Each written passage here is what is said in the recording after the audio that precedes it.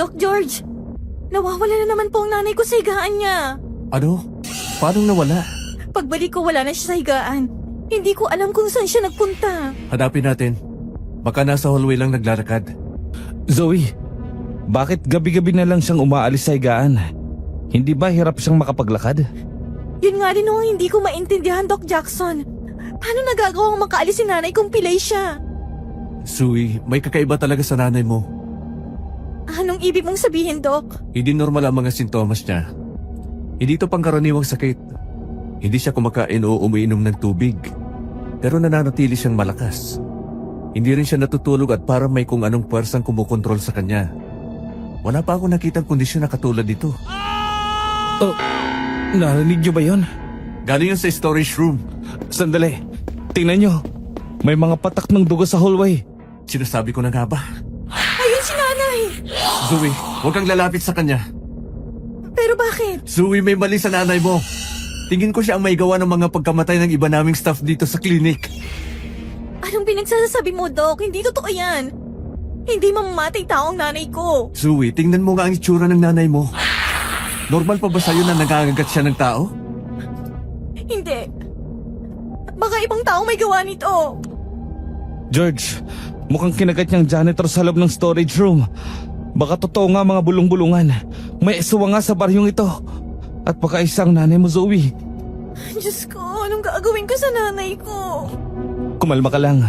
Gagawa tayo ng paraan para gumaling siya. Tulungan niyo po ako, Doc George. Doc Jackson, ayoko mawalang nanay ko. Magtiwala ka sa amin, Zoe. Hindi namin nahayaan na kunin siya ng kadiliman. Magtutulungan tayo para malaman kung paano siya maililigtas. At kailangan nating alamin kung anong punot dulo ng kababalaghan dito sa baryo ng San Isidro.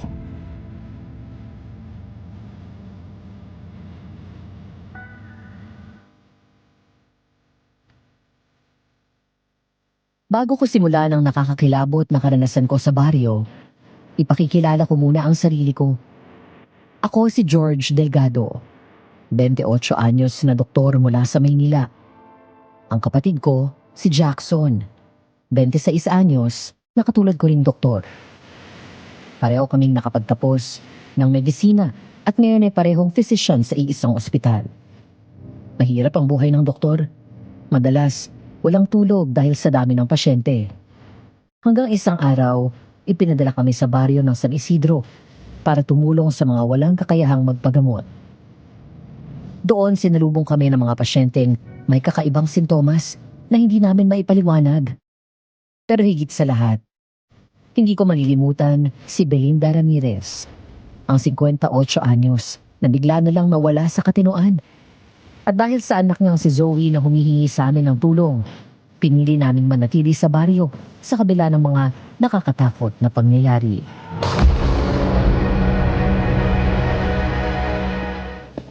Doc George, ay hanggang ngayon ay hindi pa namin nahanap si Nanay Belinda Ramirez.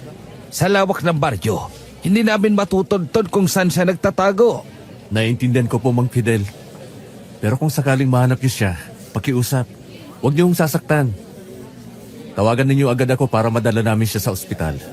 Malala ang kondisyon niya at kailangan niya ang mas mahigpit na pagbabantay. Ay, hindi ko yan masisiguro, Doc. Delikado ang pasyente niyo at nananakit siya ng tao. Hindi lang janitor ang kinagat niya, kundi pati ng ibang tanod na humabol kagabi.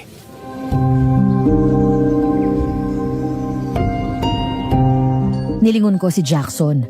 Nakaupo sa tabi habang inaalalayan si Zoe. Isang gabi, siya mismo ang nakasaksi sa brutal na ginawa ng kanyang ina. Naiyak siya sa sobrang takot hanggang sa tuluyang nawala ng malay sa sobrang pagkabigla. Nanginginig pa rin siya sa takot na baka mapahamak ang ina.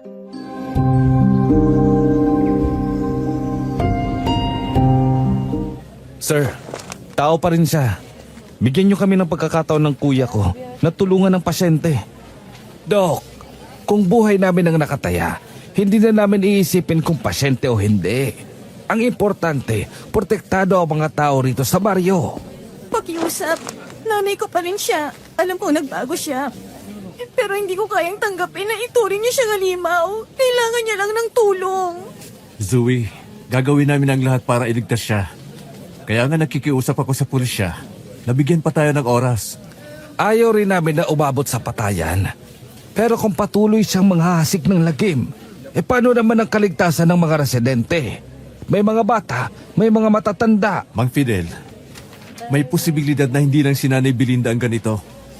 Nakakita rin kami ng ibang pasyente na may kaparehong sintomas. Anong ibig mong sabihin? Posible na mas malaki ang pinagbulan ng sakit na ito. Kung papatunayan namin may kinalaman ito sa isang uri ng impeksyon o mas komplikado pa, kailangan natin ng kooperasyon. Hindi sapat ang basta na lang siya ituring na kriminal. Anong gagawin ko kung hindi na gumaling si nanay? Paano kung hindi na siya bumalik sa dati?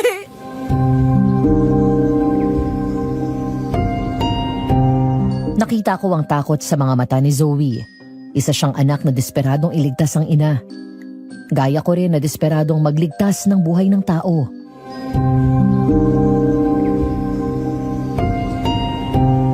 Naintindihan ko ang pinagdadaanan niyo. Hindi madali ang sitwasyon. Pero pinapangako ko, gagawin namin ang lahat para mahanap si Belinda Ramirez. Basta tandaan niyo ang usapan natin, Mang Fidel. Tawagan niyo ako kaagad. Ako ang bahala sa kanya. Masusunod, gagawin ko ang lahat para hindi siya masaktan hanggat maaari. Sige na, alis na ako. Magpapaikot ulit kami ng mga tanod. Maraming salamat. Mag-iingat kayo.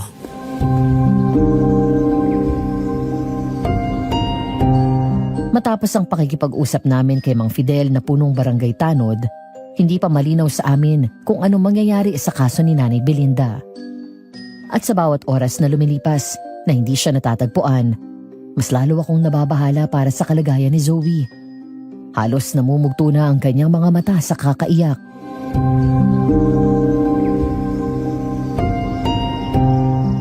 Zoe, tara na. Hindi ligtas na maiwan kang mag-isa dito. Sasama ka muna sa amin ng kapatid ko.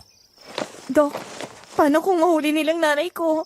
Papatayin ba nila siya? Hindi siya sasaktan. Makikinig sila kay George. Basta't kumalma ka lang, okay? Hindi maganda kung magpanik ka. Baka mawalan ka ulit ng malay. Hindi ko alam kung kaya ko pang kumalma. Hindi ko matitiis na mawalay si nanay sa akin. Zoe, makinig ka. Hanggat hindi pa siya natatagpuan, may pag-asa pa. At gagawin namin ang lahat para hindi siya mapahamak. Kaya kung okay lang sa'yo, sa bahay ka muna manatili.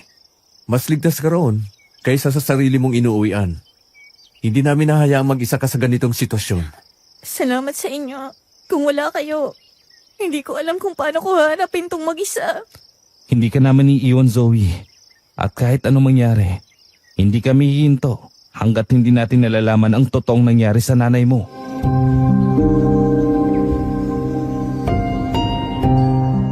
Pagdating namin sa inuupahang bahay sa baryo, agad naming inasikaso si Zoe.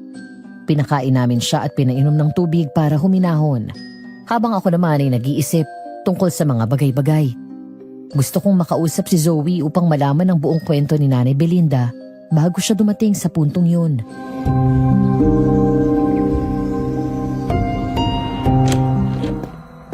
Zoe, gusto ko lang malaman kung kailan ba nagsimulang mag-iba ang kinikilos ng nanay mo.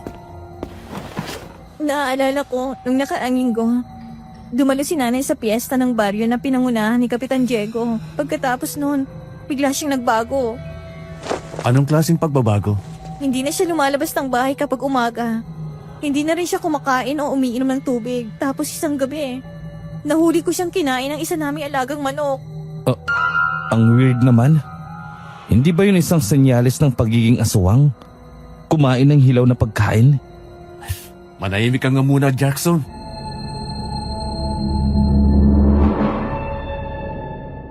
Hindi ko alam kung matatawa ako o mangingilabot sa sinabi ni Jackson.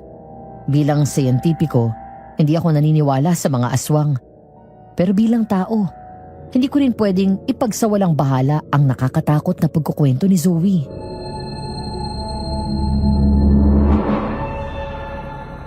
Hindi ako naniniwala sa mga aswang. Pero nung maliit pa ako, may ikinuwentong lola ko bago siya pumanaw. Ang sabi niya, matagal na raw may nilalang na tumira sa baryo. Isa raw siyang dating namumuno. At ang lahi niya ay isa sa mga kauna-unahang aswang. Kung sakali mang totoo yan, anong gagawin mo kung isa nga sa kanila ang nanay mo? Hindi ko alam. Pero hindi ko siya kayang pabayaan. Kung may paraan man, gagawin kong lahat, gumaling lang siya. Zoe, makinig ka. Hindi ko man lubos maintindihan kung anong nangyayari sa nanay mo. Pero isa lang ang sigurado ako. Gagawin namin ang lahat para hindi siya tuluyang mawala. Hindi ko siya ituturing na halimaw. Isa pa rin siyang pasyente na nangangailangan ng tulong. Salamat po, Doc George. Kung ibang tao, baka iniwan na nila kami. Pero kayo, pinili niyong pakinggan ako. Nagpapasalamat talaga akong dumating kayo dito sa aming baryo. Walang anuman. Pero kailangan din natin maging handa. Kung sakaling delikado na talaga siya, dapat may plano tayo. Hindi lang buhay niya ang nakasalalay dito, kundi pati buhay mo, Zoe, at ng buong baryo. Doc, kahit anong mangyari, pangako niyo na huwag niyo siyang sasaktan. Pangako. Ang gagawin lang namin ay hanapin siya at gamutin kung hanggang saan namin makakaya. Pero kailangan mo ring maging matatag. Kasi minsan may mga bagay na hindi natin kontrolado. Maraming posibleng mangyari. Pero wag lang tayong mawala ng pag-asa. Kung gusto mong iligtas ang nanay mo, kailangan mong manalangin at magtiwala sa amin. At isa pa, kumain ka ng marami. Susubukan ko po, Doc Jackson. Tsaka sobrang busog na ako. Huwag mo na akong tawaging Doc. Jackson na lang kasi magkaedad lang naman tayo. Pero tawagin mo lang kuya si George. Matanda kasi siya ng 2 taon sa atin eh. Nakakaya naman po. Pero sige, Jackson at Kuya George. You're welcome, Zoe.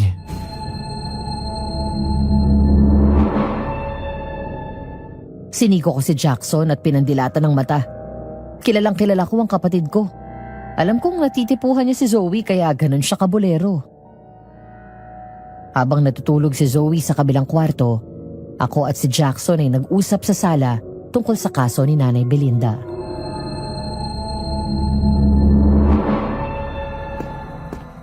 George, hindi lang si Nanay Belinda ang problema natin. Yung 3 pasyente natin kahapon, may parehong mga sintomas. Ayaw kumain, hindi natutulog, parang nawawala sa sarili. Kung titignan, parang may rabies. Pero hindi naman nakikita sa test results na kinagat ng aso o pusa. Alam ko. At kung pareho sila ng kondisyon, ibig sabihin may mas malaki tayong kinakaharap na problema. Kailangan nating mas maghanda at humingi ng assistance. Pero kuya, paano kung totoo ang mga kwento? Paano kung totoong may aswang? Anong gagawin natin? Hindi ko siya agad na sinagot. Sapagkat sa kaloob-looban ko, may kutob akong hindi basta alamat ang mga naririnig naming kwento. At baka nga ang sakit na kumakalat sa baryong yon, mas malala pa sa iniisip namin. Puro ka na lang aswang. Kung pagbabasya natin ang siyensya, may mga taong may sakit sa utak kaya sila naging agresibo. At wala tayong choice ngayon kung hindi harapin ang kalbaryong ito. Misyon natin ang magligtas ng buhay, kaya gagawin natin ang nararapat. Ang seryoso mo naman. Pero what if nga kung may aswang? Tingin mo, mapapatay lang natin sila sa simpleng panggagamot? Eh di, sabuyan natin ang asin. Paano kung maubusan tayo ng asin? Puro ka talaga kalukuhan. Ay nako Jackson, mabuti pa, maganda ka na. Kailangan nating bumalik sa klinik para magtipon ng datos sa mga pasyente. Kung mauunawaan natin ang pattern ng sakit nila, mas may pag-asa tayong magawa ang tamang lunas. Pero ang priority ko ngayon ay ang mga pasyente sa klinik. Paano si Zoe? Mananatili muna si Zoe dito sa bahay, tapos babalik tayong dalawa sa klinik. May mga pasyente pa doon na kailangan nating asikasuhin at i-monitor.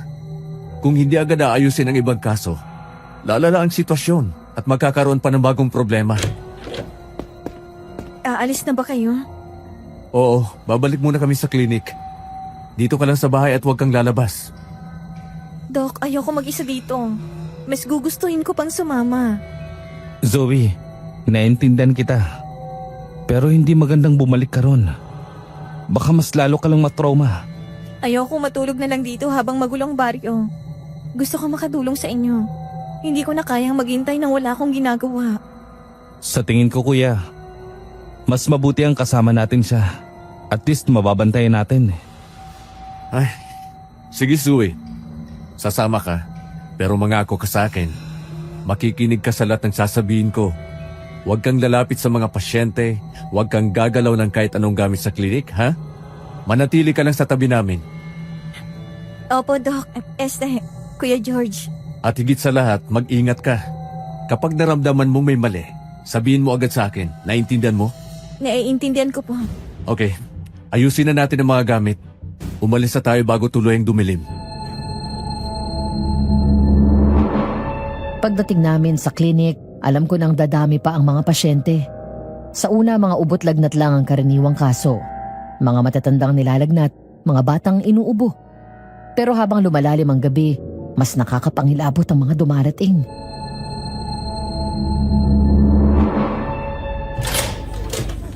George, hindi nakakayanin ng klinik na humawak pa ng ibang pasyente. Hindi kalakihan ng center para mag-admit ng marami. Kulang na kulang tayo sa kagamitan dito. Wala tayong magagawa. Kung hindi natin sila tatanggapin, baka wala na silang buhay bukas.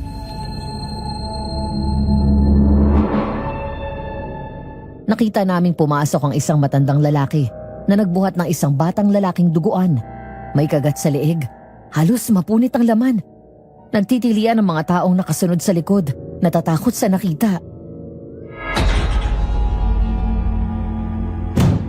Dok! Dok! Tulog! Kinagat ang gapo ko ng aswang! Lo, dalhin niyo dito sa lamesa. Pareho kaming natigilan ni Jackson. Pati si Zoe rin ay nagulat. Pinanood kong inilapag ng matanda ang bata, saka ako kumilos at nilinis ang malalim na sugat ng bata. Diyos ko kuya, ang lalim ng pagkakagat sa batang to. Hindi ito kagat ng aso o pusa. Kagat ito ng ibang nilalang na may matutulis ng ngipin. Tingnan mo, parang marka ng ngipin ng tao. Hindi kaya si Nanay Belinda ang may gawa nito? Posible nga. Siya lang naman ang nakita nating kumagat sa janitor na naging sanhi ng pagkamatay nito. Sumasakit ang ulo ko sa mga nakikita ko. Pero nagpatuloy kaming mag-asikaso ng mga bagong dating na pasyente. Habang si Jackson naman ay naglilibot, kinakamusta ang pakiramdam ng ibang pasyente na nasa ward.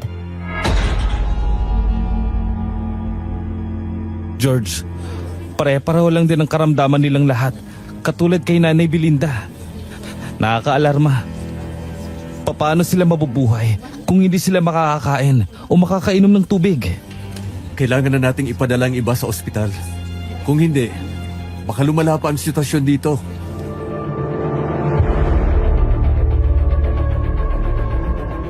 Agad naming pinaghiwalay ang ilang pasyente.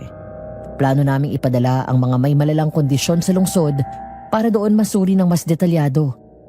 Pero habang gumagalaw ang mga nurse para maghanda, may ilang pasyente na biglang nagsimulang umungol at magpumiglas na para bang gustong makawala. Uminom ka po muna ng tubig. Nakita kong lumapit si Zoe sa isang babaeng pasyente. May dalang tubig. Pero bago pa niya maabot ang baso, biglang nagwala ang babae. Kumalabog ang kama at muntik nang makalmot si Zoe sa mukha. Kuya George! Zoe, sinabihan na kitang huwag kang lumapit sa mga pasyente dito. Hayaan mo ng mga nurse sa trabaho nila. Sorry po. Gusto ko lang kasi makatulong. Nanginginig ang kamay ni Zoe habang nakatingin sa pasyente. Ang babae ay patuloy na nagwawala. Pilit na itinatanggal ang pagkakagapos ng kanyang kamay. Si Jackson naman ay pumasok sa kwarto at tiningnan si Zoe. Ayos ka lang ba, Zoe? Oo, okay lang ako. Lumipas ang 2 oras. Napansin kong hindi na kumpleto ang bilang ng mga pasyente. May 3 o 4 na kama ang bakante. Ang mga kumot nila ay nakakalat. Kuya, nawawala ang ibang pasyente. Naloko na. Delikado makawala sila sa labas. Tumawag na kaya tayo ng pulis. Dumugundong ang kaba sa dibdib ko. Posibleng kumakalat na naman ang panganib sa labas. Mga pasyenteng dapat sana'y ginagamot. Maaring maging banta sa buhay ng iba. Hanapin natin sila agad. Hindi pwedeng gumala sa labas ang may ganitong kondisyon. Kung tama ang hinala natin, delikado ito para sa buong baryo. Ako nang bahala. Dito ka lang. Samahan mo si Zoe at ibang nurse. Nagmamadali akong lumabas habang dala ang flashlight. Naiwan naman si Jackson sa loob para bantayan ang mga naiwang pasyente. Bago ako makalabas ng pinto, biglang lumapit si Zoe sa akin. Hinawakan niya ang kamay ko. Doc George, delikadong lumabas kang mag-isa. Huwag kang mag-alala. May dala akong armas para protektahan ang sarili ko. Bumalik ka na lang sa loob. Huwag kang lumayo kay Jackson.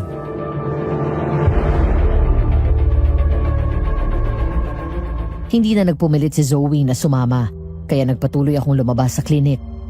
At dahil malalim na ang gabi, sobrang tahimik sa labas at wala akong makita mga taong gumagala. Nanginginig din ako sa malakas na ihip ng hangin. Doc, Nang makita ko si Nanay Belinda, nanindig ang balahibo ko. Ang babae sa harapan ko ngayon ay duguan. Magulo ang buhok at puno ng putik ang suot. Ang mas nakakakilabot, nagliliwanag ang mapupula niyang mata na parang isang demonyo. Yun ang oras na naniwala ako sa mga aswang. Nanay Belinda, sumuko ka na. Naghihintay ang anak mong si Zoe. ibalik mo sa akin ang anak ko. Hindi ka maaaring lumapit sa kanya hanggat hindi ka nagagamot. Sa halip na makinig, umusad siya papalapit. Ang bawat hakbang niya ay nagdulot sa aking manginig.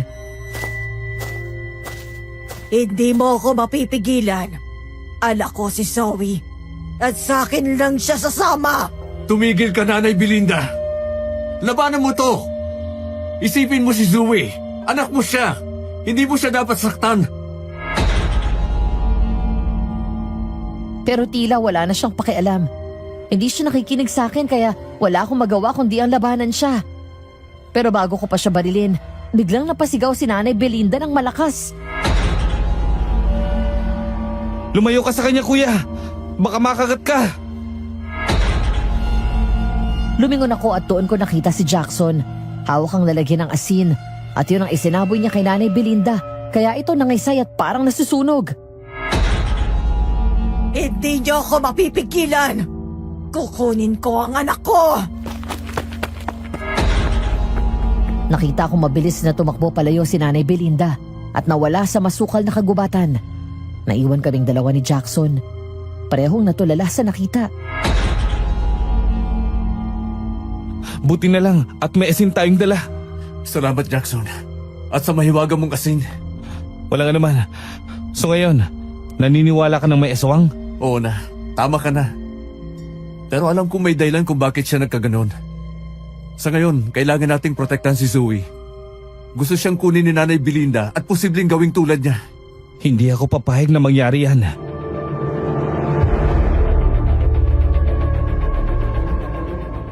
Napatingala ako sa kalangitan. Ang buwan ay natatakpan ng maitim na ulap at ang hangin ay patuloy na humahampas sa paligid. Sa loob-loob ko, alam kong hindi yun ang huling pagkakataon na makikita namin si Nanay Belinda. At kapag bumalik siya, baka mas malakas pa siya at mas mapanganib. Kinabukasan, halos wala akong tulog. Paulit-ulit na bumabalik sa isip ko ang mga pasyenteng may sakit. Ang mga nawawala, lalo na si Nanay Belinda na isa ng ganap na aswang. Pero kailangan kong kumilos. Kaya ang unang naisip ko ay ang pulisya. Habang inaayos ko ang listahan ng mga nawawala, lumapit si Jackson na puyat at may lungkot sa mga mata.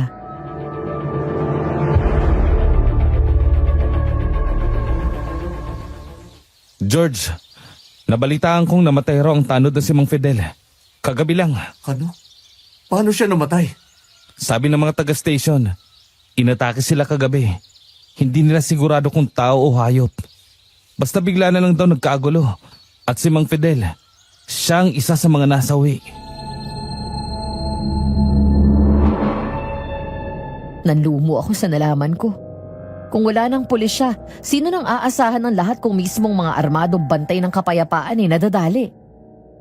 Habang nag-iisip ako, biglang bumukas ang pinto ng klinika. Isang pamilyar na mukha ang bumungad.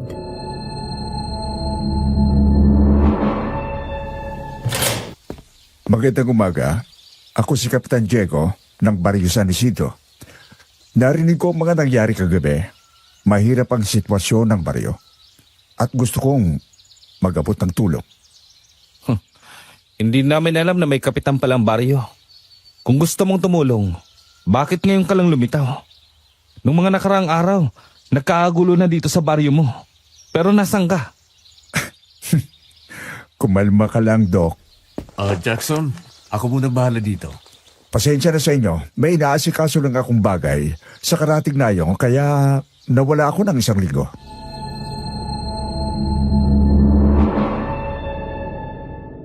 Tiningnan ko siya. Sa unang tingin, malakas ang presensya niya. Pero may kung anong malamig na pakiramdam akong hindi maipaliwanag tuwing nagtatagpo ang mga mata namin. Salamat sa pagbisita, Kapitan. Talagang kailangan namin ng suporta. Maraming pasyente ang hindi na kayang i-handle ng maliit na health center na ito. Puno na ng kaso ang klinik namin. Tapos wala na rin pulis na nagbabantay sa labas. Naintindihan ko. Huwag kayong mag-alala. Ako ang bahala sa kayusan ng baryo, Doc. Kung may kailangan ka, lumapit ka lang sa akin. At saka personal akong bumisita para iabot sa inyo itong pagkain. Salamat, Kapitan. Masarap yan. Galing pa yan sa ihawan. Nagpakita naman si Zoe na agad na napukaw ang pansin ni Kapitan Diego. Sinubukan niyang lapitan ng dalaga pero agad itong umiwas.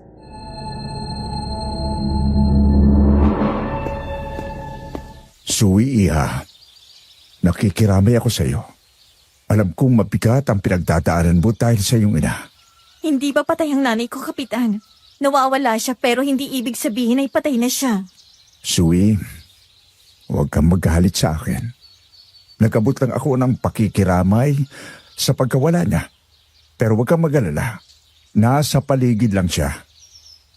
Ako nang bahalang maghanap sa kanya at ipinapangako kong ibabalik ko siya sa iyo. Kung gano'n, alam mo ba kung nasan si nanay? Iya, hindi ko alam kung nasaan siya sa mga oras na ito. Pero sisiguraduhin kong ligtas siya.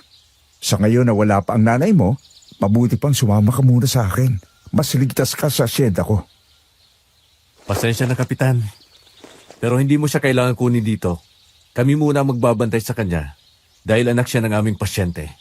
To, iniwan siya ni Nanay Belinda sa amin. Walang problema. Kung saan ligtas si Zoe, ayos na yun sa akin.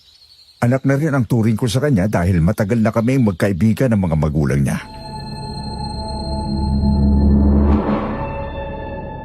Kumuyom ang kamao ni Jackson pero sinenyasan ko siyang magtimpi. Bigla namang may sumagi sa isipan ko na bagay. Doon biglang bumalik sa alaala ko ang sinabi ni Zoe.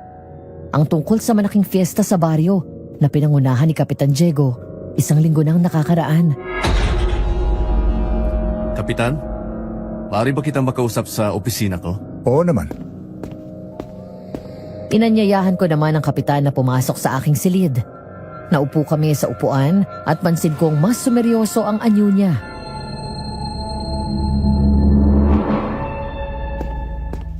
Kapitan, may ilang bagay akong gustong linawin tungkol sa nakaraang piyesta. Siguro naman natatandaan mo yun. Malaki raw ang handaan noon. Marami ang nakisalo. Oo naman, Doc. Piyesta yon ng buong baryo. Isa sa pinakamalaking okasyon namin. Masaya, masagana at walang naging problema. Bakit mo naman naitanong? Maganda nga yun. Pero pagkatapos ng piyesta, marami rin ang nagkasakit. Iba-iba ang sintomas. Pero karamihan ay nilagnat, nagsuka at nanghina. May ilan pang ang hindi na bumangon.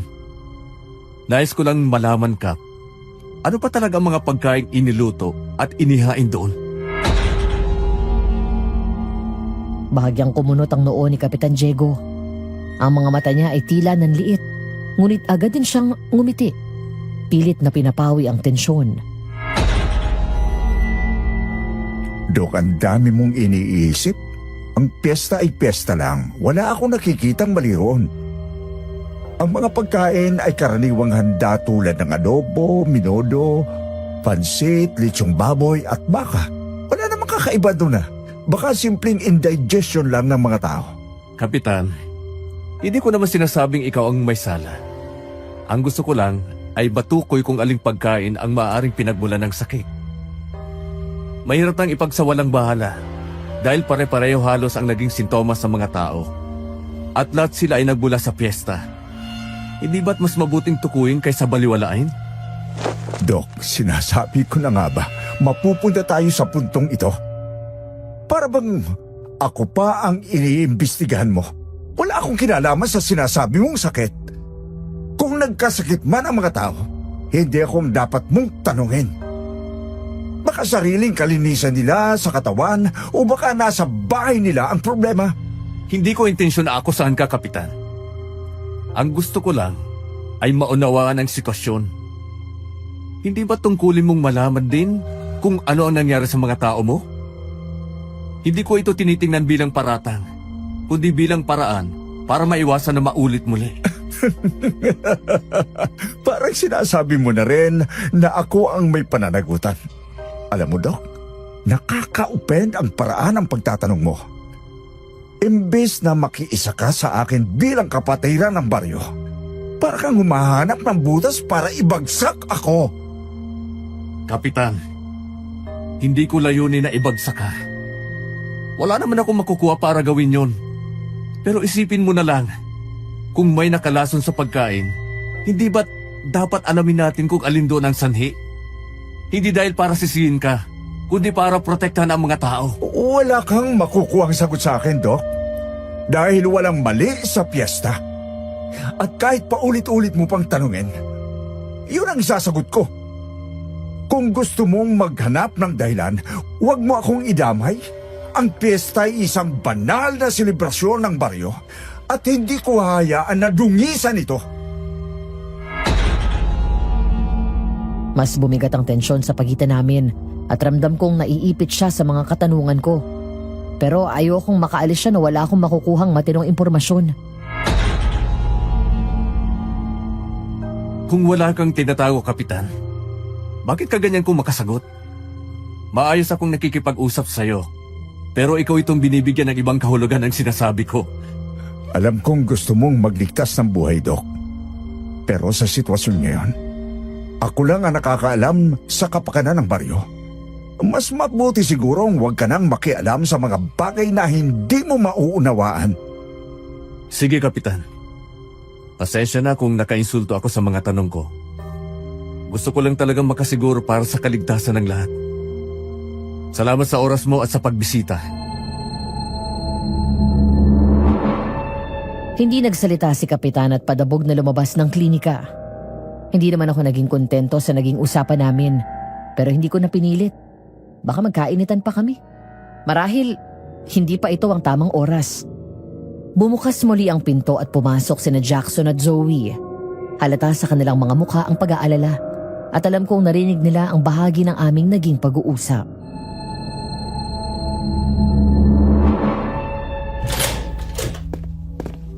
Kuya, anong pinag-usapan niyo ni Kapitan?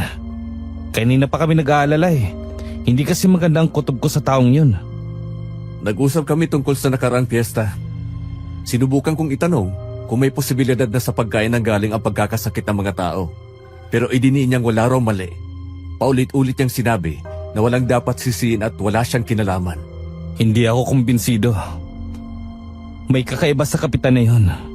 Imbes na mag-alala para sa mga tao, parang wala pa siyang pakialam.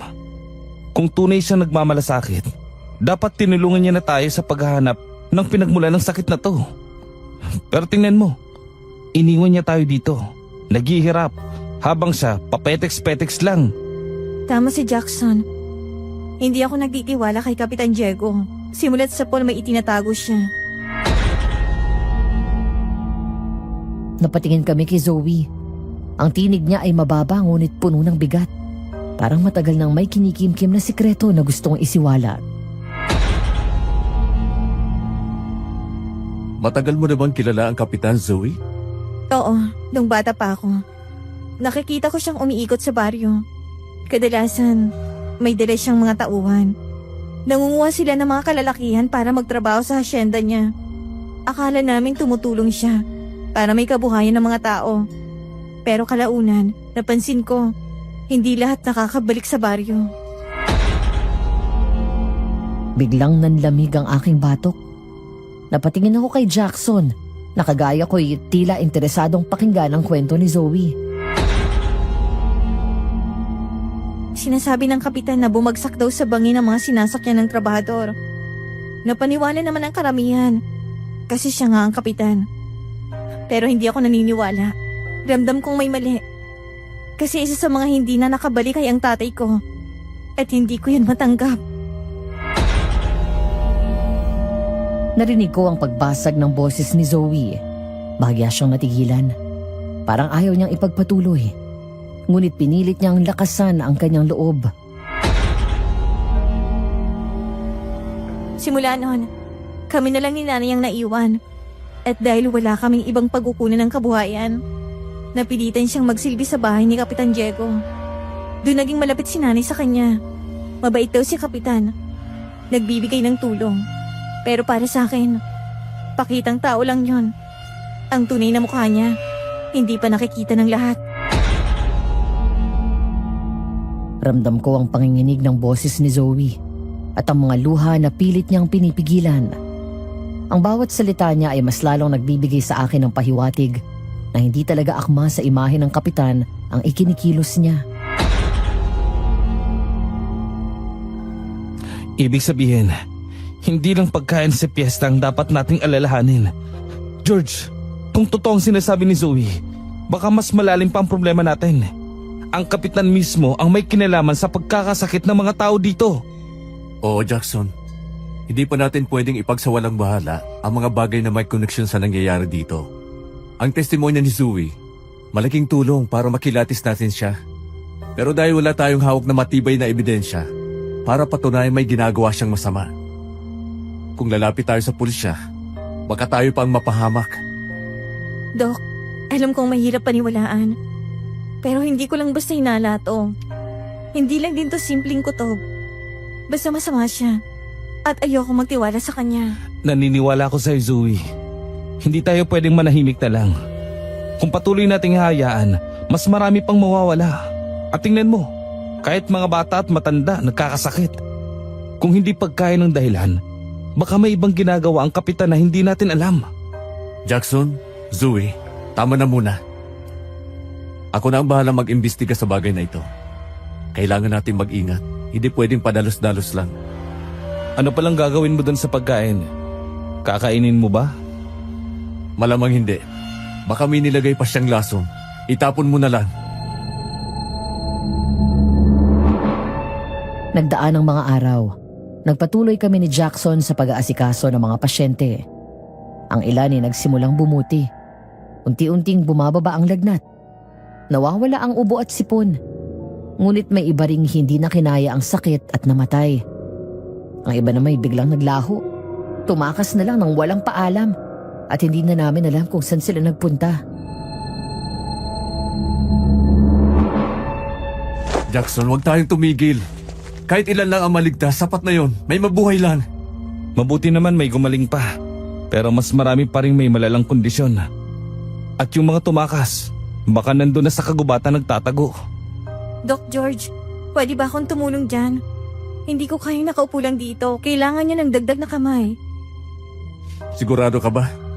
Kung yan ang gusto mo, okay lang. Mas mabuti na to kaysa wala akong ginagawa. Kung mananatili akong nakatingin lang, mababaliw ako. Naging malaking tulong si Zoe sa amin na naging assistant namin sa klinik. Siya ang nag-aabot ng mga gamit, umaalalay sa mga pasyente at tumutulong magpakalma sa mga batang iyak ng iyak. At hindi ko naman namamalayan na parang natutuwa ako sa kanya. Pero naalala kong gusto siya ng kapatid ko, kaya iniwasan ko munang mapalapit lalo kay Zoe. Pagsapit ng hapon, nagpasya kaming dumayo sa malalayong kabahayan sa baryo para tignan ang kalagayan ng ibang pamilya na hindi makapunta sa klinika. Kaya kami na mismo ang dumalaw sa mga kubo. Pero hindi namin inaasahan ang sasalubong sa amin. Paglapit pa lang sa unang kubo, bumungad na ang masangsang na amoy. Parang bulok na karne na matagal nang iniwan.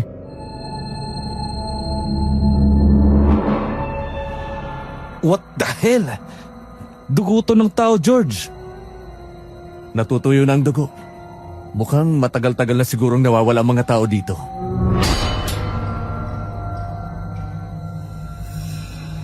Pinasok namin ang ibang kabahayan at ganun rin ang tumambad sa amin. Mga bakas ng dugo sa sahig at dingding. Wala ni isang tao. Tila bigla na lang naglaho ang mga nakatira roon.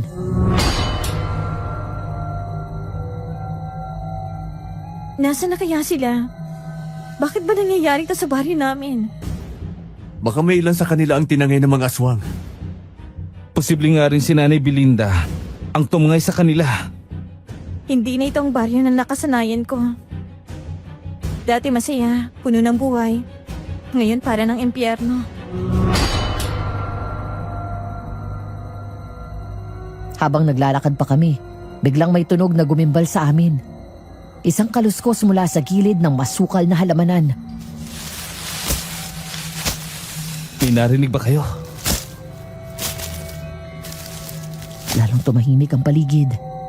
Ngunit ang kaluskos ay lumalakas. Sa isang iglap, sumalakay mula sa dilim ang kamay na biglang humila pababa sa paa ni Zoe.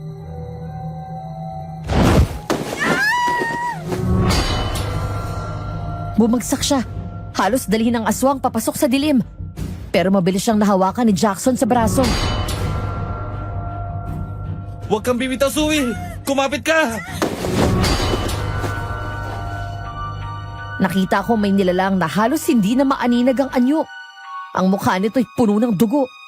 Parang halimaw na galing sa impyerno. Hindi ako nagdalawang isip. Agad kong binunot ang baril at pinaputokan ito. Tumilapon ang nilalang. Ngunit bago ito tuluyang nawala, nasilayan ko ang mukha nito. Mang Fidel! Walang makakaligtas. Lahat ay magiging aswang. Kailangan ko siyang sundan. George, wag! Hayaan mo muna siya. Hindi mo siya matatalo kung susugod ka lang mag-isa. Napahinto ako at nakinig sa kapatid ko. Kung papasok man ako sa kagubatan na yon, baka hindi na ako makabalik ng buhay. Paglingon ko kay Zoe, nakita ko ang dugo na tumutulo mula sa kanyang paa. Ang balat niya ay may sugat. Bakas ng matutulis na kuko ng aswang. Ang abdi! Kailangan nating dalhin siya sa klinika yun din. Hindi pwedeng pabayaan ang sugat niya. Baka magka-impeksyon. Tara na, umalis na tayo.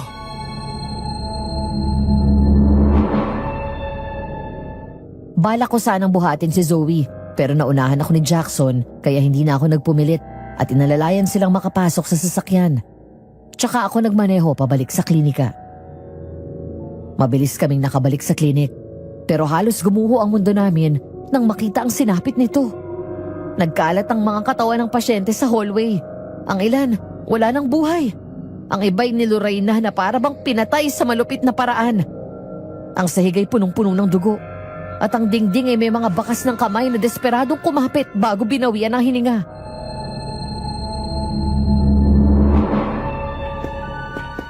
Hindi! Ay, Diyos ko po! Ginawa nila ito.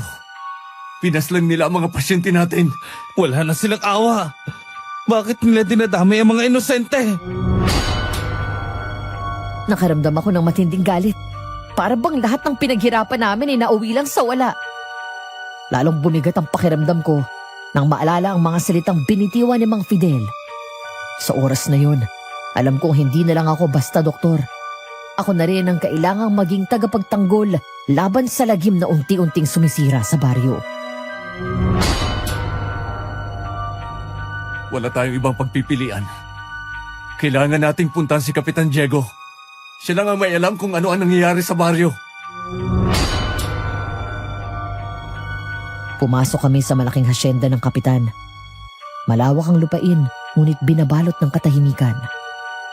Pagpasok namin, nadatna namin si Kapitan Diego na nakaupo sa isang malaking mesa na may maraming pagkain. Kasama niya ang ibang tauhan na binigyan kami ng matalim na tingin.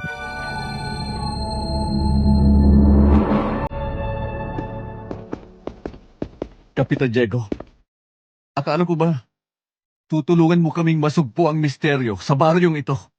Pero wala ka namang ginagawa. Alam mo bang halos wala nang matirang tao dito? Tingnan mo ang pananalita mo, Doktor. Teritoryo ko ito. Baka nakakalimutan nyo. At anong pinagsasasabi mo? Malamang alam ko ang mga nangyayari dito pero hindi ko naman ito kontrolado. Ano pa bang magagawa ko? Kalokohan! Ikaw ang pinuno ng baryo na to. Ikaw ang may pinakamalaking kapangyarihan dito. Imposibleng wala kang alam. At anong basihan mo, ha? May ebidensya ba kayo? O haka-haka lang ng dalawang dayong doktor? Kapitan, hindi kami narito para makipaglokohan. Ikaw ang pinuno at wala kang ginagawa. Hinahayaan mong mamatay at maglaho ang mga tao. Pati ang mga pulis wala na. Sino na lang magtatanggol sa mga inosenteng katulad ni Zoe? Ano ba ang pakialam ninyo? Hindi naman kayo taga rito. Mga dayo kayo mula sa syudad. Bakit kayo nakikialam sa buhay namin? Nakikialam kami dahil wala nang ibang gagawa nito. Kung ikaw mismo na kapitan ay walang silbi. Sino pa naasahan ng mga tao dito, ha? Wala kang kwenta. Paano mo nasisikmurang tingnan nila mga taong nagdurusa? O sadyang wala kang puso? At tingin nyo, kaya nyong iligtas ang baryo San Isidro? Nagkakamali kayo ng binabaga. Akala nyo ba'y sakit lamang ang magpapabagsak sa baryo? Akala nyo ba'y may lunas ang lahat? Nakakatawa kayo. Dahil mulat sa pool, isinumpa na ang San Isidro. At sino mang papasok dito ay hindi na makakalabas ng buhay! Kapitan, alam kong hawak mong nanay ko. Ikaw ang may kagagawa ng lahat ng to. Kaya sabihin mo sa akin kung nasan siya. Nasa mabuting lagay ang iyong ina-iha. Kung gusto mo siyang makita, may isang kondisyon. Sumama ka sa akin. Iwan mo na ang dalawang doktor na ito. At isinusumpa ko, makikita mo siya ulit. Zoe, wag. Hindi mo siya dapat paniwalaan. Pinaglalaroan ka lang niya. Kapag sumama ka, mas mapapahama ka. Ang nanay mo, hindi na siya tulad ng dati. Isa na siya sa kanila, Zoe. Isa na siya sa mga nilalang na kumakain ng tao, mga aswang. Pero, desperado na ako makita siya. Kahit anong mangyari, kailangan ko makita ang nanay ko. Ayan. Gusto ka ring makita ng nanay mo, Zoe. Huwag mong gamitin ang pagmamahal niya para sa sarili mong kapangyarihan, Diego. Bumaling ako kay Zoe at hinawakan ng magkabilang balikat niya. Pakinggan mo kami. Alalahanin mo si Mang Fidel. Isa rin siyang matapang na tao. Pero nahulog siya sa bitag ng mga halimaw na to. At anong nangyari? Naging isa siya sa kanila. Naging isa siyang aswang na walang kaluluwa. Zoe, hindi lang nanay mo ang nasa panganib, pati ikaw. Kapag sinunod mo siya, isa ka na rin sa mawawala, katulad ng lahat.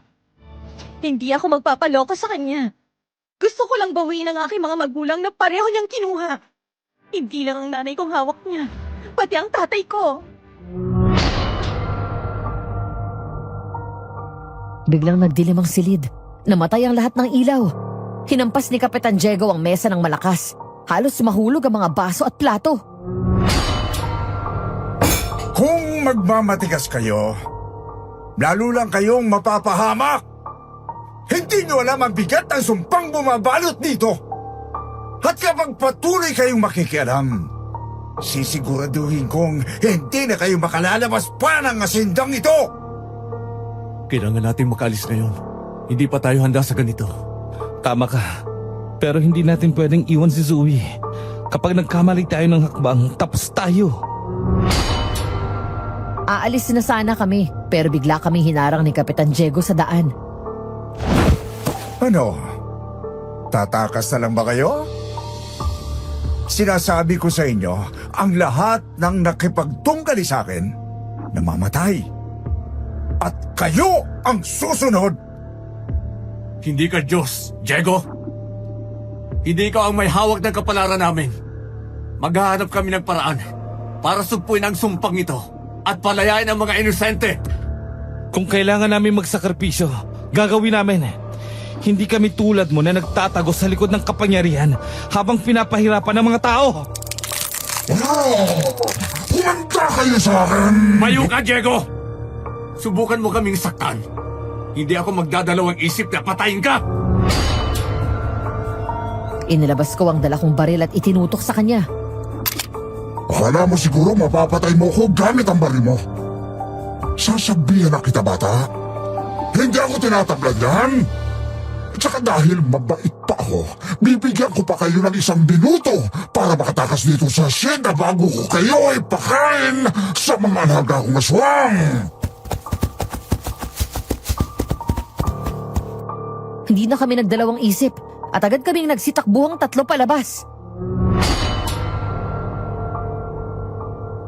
George, kailangan na nating lumabas dito. Mabilis kaming lumabas sa hasyenda at agad na pumasok sa sasakyan. Saan tayo pupunta? Hindi ko alam. Pero kailangan muna nating lumayo dito. Babalik tayo sa syudad para humingi ng tulong. Pinaandar ko naman ang sasakyan at mabilis na nagmaneho. Sa side mirror nakita ko si Kapitan Diego na nakatayo. Bilisan mo na, George. Baka maabutan niya pa tayo. Oo, aalis na tayo dito. Hindi tayo ligtas hanggat nandito tayo sa San Isidro. Dumaan ang 10 minuto.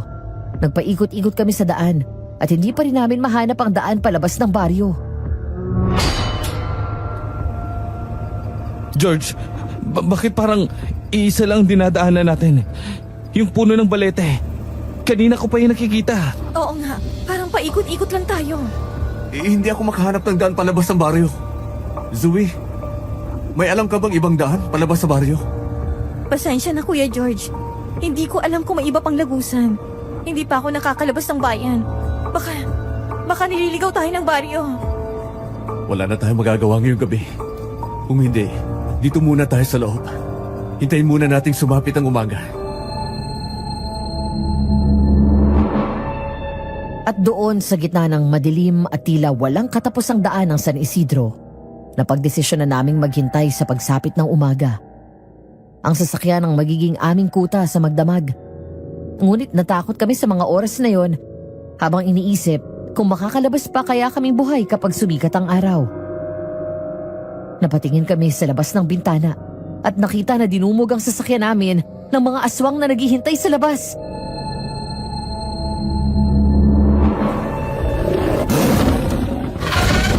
Napapaligiran tayo ng aswang. Huwag kang lalabas. Manatili lang tayo rito sa loob. Ang Diyos ko, paano tayo makakatakas dito? George, kailangan nating umalis dito bago pa nila mabasag ang bintana. Muling may kalampag ang yumanig sa sasakyan. Isang aswang ang dumantay sa harapang bintana. Ang mahabang dilang itim nito ay nakalabas. Nay!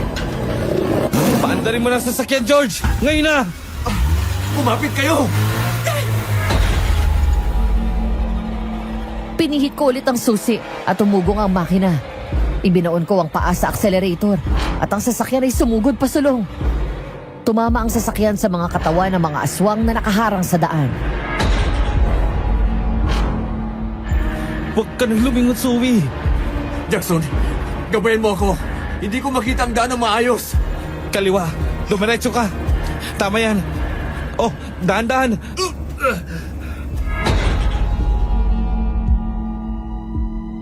Ang sasakyan ay patuloy na tumatakbo sa gitna ng kadiliman. Ngunit ang mga aswang ay sumugod sa amin. Gumagapang sa mga bubong at nagliliparan sa pagitan ng mga puno. Tila hindi namin matakasan ang kanilang paghabol. George, may paparating! Biglang may lumitaw mula sa gilid ng daan. Isang aswang ang tumalon patungo sa aming sasakyan. Nagawa nitong hawakan ng pintuan at yugyugin ito ng malakas. Sisirain nilang pinto! Kumapit lang kayo dyan sa likod! Patuloy kong pinatakbo ang sasakyan at halos binuelo ko na ang gas. Nagpagewang-gewang na ang sasakyan sa kalsada pero kumakapit pa rin ang mga aswang sa magkabilang gilid. Kuya George, may ilaw sa malayo! Yung kapilya! Sa dulo ng madilim na daan, may liwanag na ilaw na tila nagsisilbing gabay. Ito ay ang ilaw ng kapilyang may malaking krus sa harap. Mabilis kong iniliko ang sasakyan at dumiretso doon. Humiwalay na sila! Sa wakas, nakaligtas tayo. Nang marating namin ang kapilya, doon na kami nagpahinga. Ang liwanag nito ang nagsilbing aming kanlungan laban sa mga aswang. Ngunit sa likod ng aming pagtakas, nananatili ang pangambang baka hindi pa rin kami ligtas. Ang sumpa ng San Isidro ay wala pa ring lunas at ang laban sa mga halimaw nito ay hindi pa natatapos.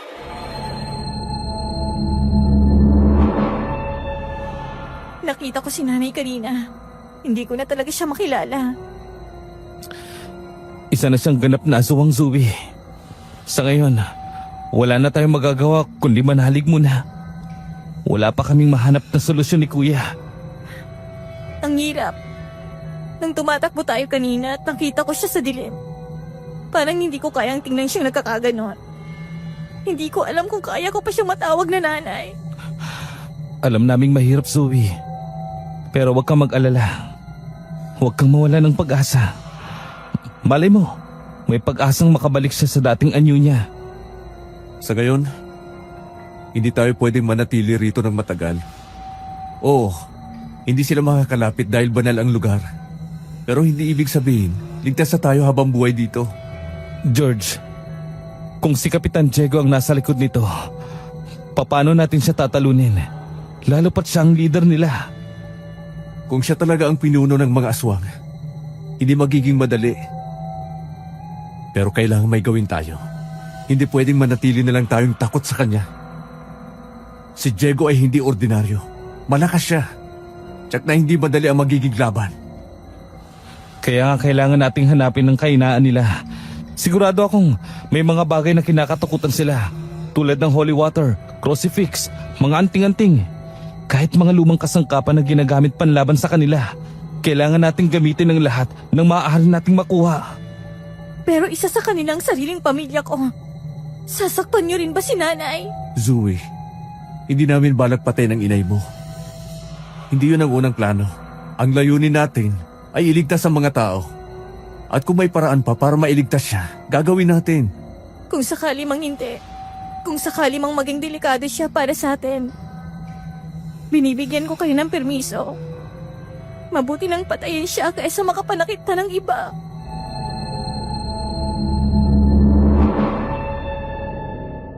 Sandali kaming binalot ng katahimikan. Ramdam namin ang bigat ng desisyon ni Zoe. Alam naming pareho ni Jackson na masakit ang pakiusap na yun. Pag-uusapan natin ito bukas. Sa ngayon, kailangan natin magpahinga. Pero mauna na kayo matulog. Ako na muna ang magbabantay sa inyong dalawa. Maya-maya pa, naiwan kami ni Zoe na gising. Habang si Jackson ay nakatulog na. Sinusubukan ko namang makatawag sa syudad para humingi ng tulong. Pero tulad ng dati, wala pa ring signal. Wala akong magawa kundi habaan ang pasensya ko.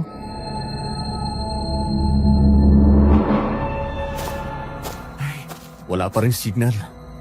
Para bang sinasadya talagang hindi tayo makahingi ng tulong mula sa labas. Pasensya na, Kuya George. Kung hindi dahil sa akin, baka maaga kayo nakaalis dito. Hindi sana kayo nadamay sa lahat ng ito. Huwag mong isipin na pabigat ka, Zoe. Ginagawa namin ang tungkulin namin bilang mga doktor. At higit pa roon bilang tao, wala kang dapat ihingi ng paumanhin. Nakaramdam ako ng awa kay Zoe. Alam kong inaalala niya ang buhay ng ina, pero hindi niya rin maiwasang alalahanin kami, kaya ako namangha sa kabutihan ng puso niya. Doc George, paano bang buwan niyo ng kapatid mo sa Maynila bago kayo napunta rito? Bago lahat ng kaguluhang ito. Hindi ganun kadali ang buhay namin sa Maynila, Zoe. Bata pa lang kami. Ulila na kami, wala na kaming mga magulang. Pareho silang nagkasakit. Wala kaming kakaya na ipagabot sila noon. At simula noon, alam na namin ni Jackson na gusto naming maging doktor para mailigtas ang iba mula sa kaparehong kapalaran. Si Jackson, siya ang bunso. Lagi niyang sinasabi na ako ang iniidolo niya. Kaya kahit anong hirap, sabay kami nagsumikap. Ako muna ang nagtrabaho. Siya ang nag-aral. Tapos nung nakatapos siya, siya naman ang tumulong sa akin. Ganon kami lumaki. Walang magulang, pero kakampi namin ang isa't isa. Nakakamangang samahan niyong magkapatid. Ginagawa niyong lahat hindi lang para sa sarili niyo kundi para sa iba. Kaya pala kahit anong hirap, hindi kayo sumusuko. Ganon talaga. Kapag nakita mo na kung gaano kabilis mawala ng buhay ang mga taong mahal mo, gagawin mo lahat para wag nang mangyari sa iba. Alam mo Kuya George, matagal ko ng pangarap na maging nurse. Pero mahirap kasi ang buhay namin. Wala kaming sapat na pera para ipagpatuloy ang pag-aaral ko.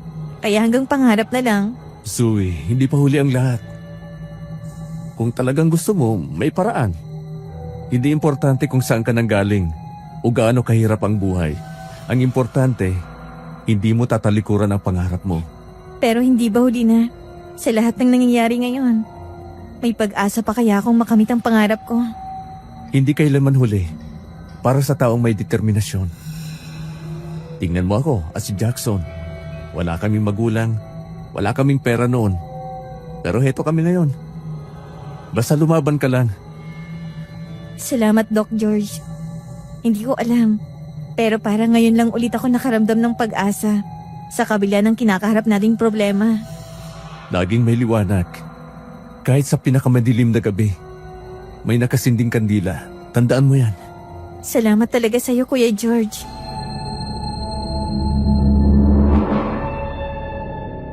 Kita ko sa mga mata ni Zoe ang bigat ng kanyang damdamin. Ramdam ko ang pagod at lungkot na hindi niya kayang itago. Niyakap ko naman siya para bigyan ng lakas ng loob. Zoe, magpahinga ka na muna. Kailangan natin ng lakas bukas. Marami pa tayong gagawin at kailangan mong maging matatag. Naiwan akong gising. Si Jackson ay nakahandusay pa rin sa sahig, humihilik. Pinikit ko na rin ang mga mata ko. Pinilit na magpahinga. Ngunit sa likod ng aking isipan, ramdam ko ang panibagong unos na naghihintay sa aming tatlo. Nagising ako sa init ng araw na tumatagos sa bintana ng kapilya. Tahimik ang paligid at ang huni ng mga ibon ang naririnig kong ingay mula sa labas. Dahan-dahan ko namang ginising si Jackson at si Zoe.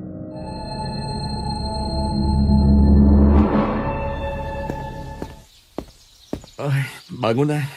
Maaraw na. Tama ka. Pero hindi ibig sabihin nun, ligtas na tayo. Pwede pa rin tayong habulin mamayang gabi. Wala pa rin lumilitaw ng mga tao. Posible kayang tayong tatlo na lang ang naiwan? Kailangan nating bumalik sa syudad. Doon lang tayo makakahingi ng tulong. Kapag nakarating ito sa gobyerno, matutulungan nila tayo. Nagmamadali kaming lumabas ng kapilya at tumungo sa sasakyan. Ngunit halos bumigay na ang tuhod ko nang makita ang sinapit nito. Mangwalang hiya! Ang sasakyan ay halos wala ng gulong. Ang makina ay nagkalasog-lasog na. At ang mga bubong ay may mga bakas ng matatalim na kuko. Wala na kaming paraan para makaalis.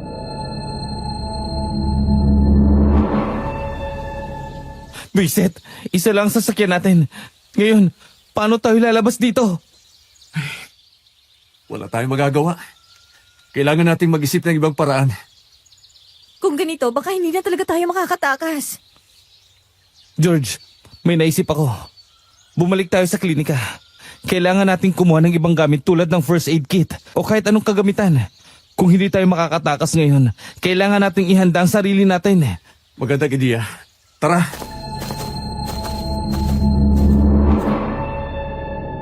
Bumalik kami sa klinika. Ang pamilyar na amoy ng gamot at dugo ay bumungad sa amin. Mabilis naming kinuha ang lahat ng mahahalagang gamit tulad ng bandage, gamot at kahit anong pwedeng makatulong sa amin. Teka, parang may gumagalaw doon. At doon napahinto kami. Sa isang sulok, may isang matandang lalaki. Duguan ang kanyang mga damit at halos hindi na makagalaw.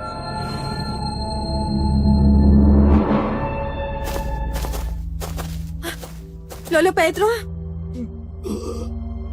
Umalis na kayo. Delikado na kayo manatili dito. Ang buong baryo napupuno na ng aswang. Lolo Pedro, ano pong nangyari sa inyo? Pinagtulungan nila ako. Pero nakatakas ako. Kaso, kinuha naman nila ang apo ko. Sinubukan din naming makatakas, Lolo. Pero sinira nila ang sasakyan namin. Wala na kaming paraan para makalabas. Kailangan niyong makahanap ng ligtas sa lugar bago sumapit ang gabi. Kapag bumalik sila, hindi nila kayo tatantanan. Napatingin sa amin ang matanda at doon niya binitawan ang mabigat na katotohanan.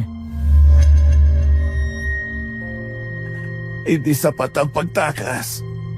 Kung gusto niyong matapos ang lahat, dapat niyong patayin ang mga aswang.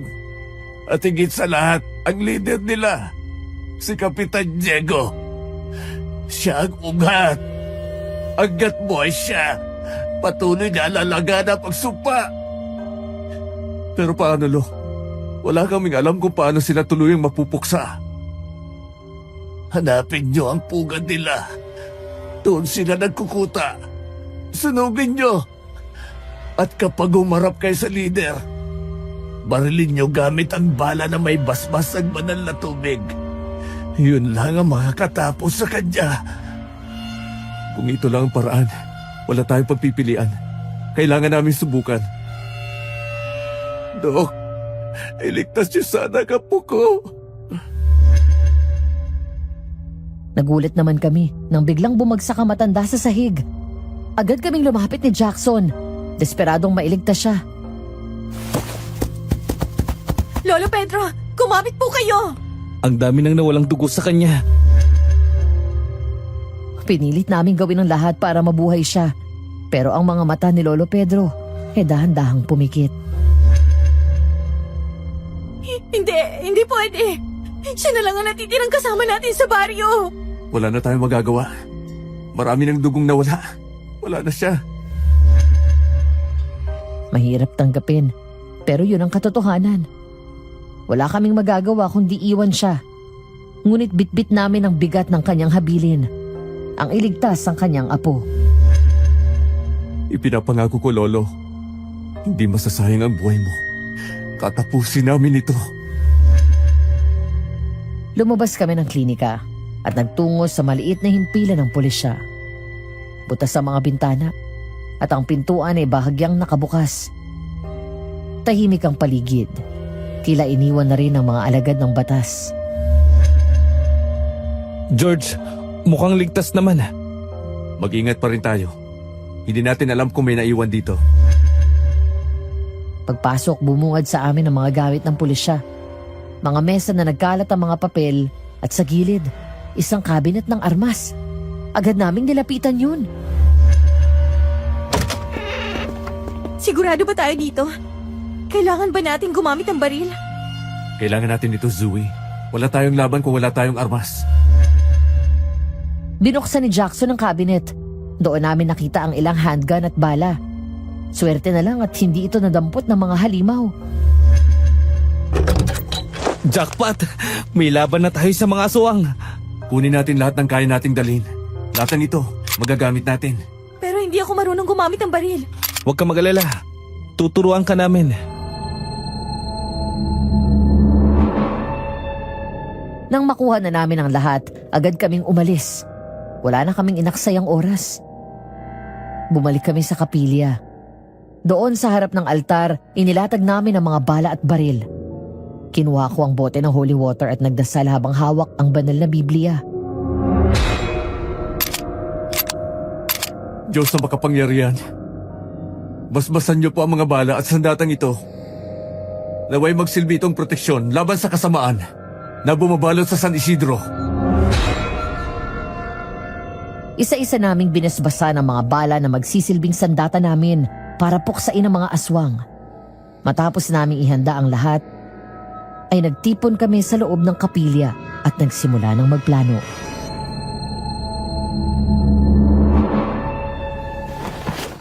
Kailangan nating alamin kung nasaan ang pugad nila. Ang sabi ni Lolo Pedro, dapat sunugin natin yon. May isang lugar na nasa isip ko. Ang hasyenda. Hasyenda? Ibig sabihin, babalik tayo doon. Baka nandun pa si Kapitan Diego. Pero tama si Kuya. Kung may pugad sila, siguradong dun sa hasyenda. Hindi sila gagawa ng ibang pugad maliban sa lugar na hawak nila. Pero paano kung nandun siya? Paano kung hindi natin siya kayanin? Zoe, alam kong nakakatakot. Pero tandaan mo, umaga pa. Hindi sila ganap na makakagalaw. Hindi nila kayang lumabas sa liwanag. Doon tayo makakalamang. Sigurado ka ba? Walang kasiguraduhan sa laban. Pero may kasiguraduhan na kung hindi tayo kikilos, tuluyan na tayong mamamatay dito. Kaya kung pupunta tayo, kailangan nating maghanda. Wala tayong aatrasan.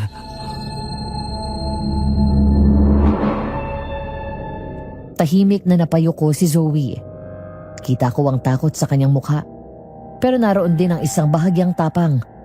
Alam kong unti-unti siyang lumalakas. Sige, pupunta tayo sa hasyenda. Pero hindi muna sa araw na ito. Kailangan muna nating magsanay saglit.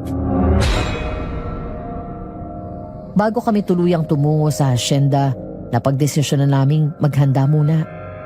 Hindi kami pwedeng sumugod ng walang pagsasanay, lalo na si Zoe. Kailangan niyang matutong ipagtanggol ang sarili niya.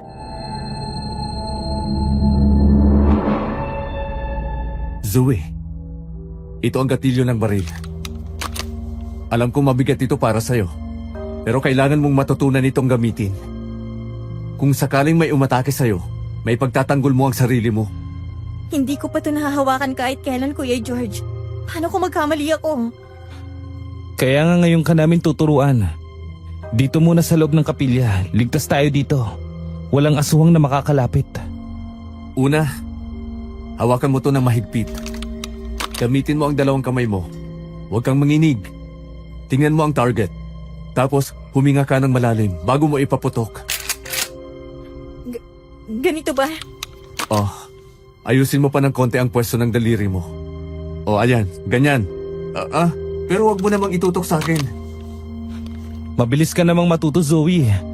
Pero kapag nasa labas na tayo, hindi ka dapat magdalawang isip na bumaril. Kapag nakita mong papalapit ng aswang, huwag ka manghintay na makalapit sa'yo. Barilin mo kaagad. Hindi ko alam kung kaya ko yon. Kaya mo, Zoe. Huwag mong kalimutan kung bakit natin to ginagawa. Para sa mga taong nasawi, para sa baryo, at para sa nanay mo. Hindi lang ito laban namin ni Jackson. Laban mo rin ito, Zoe. Tama. Kailangan kong lumaban. Para sa lahat ng namatay. Para kay nanay. Naging buo ang loob ni Zoe na samahan kami sa laban. Matapos ang kaunting paghahanda, tuluyan na naming pinagtibay ang aming plano. Hindi na pagtakas ang layunin namin, kundi ang pag-atake sa hasyenda, ang pugad ng kasamaan. Maagang-maaga kaming umalis ng kapilya. Habang naglalakad kami patungo sa hasyenda, pareho kaming tatlong pinagpapawisan dahil sa kaba.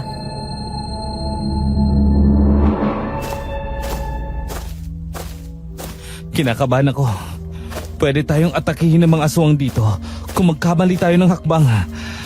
Sana nga, dito ang pugad nila para isahan na lang nating mapuksa. Nandito talaga sila. Nakakasiguro ako. Malaki itong hasyenda. Siguradong may sekretong lugar sa ilalim ng kinatatayuan natin. Baka nandito si nanay. Sana lang ligtas pa siya.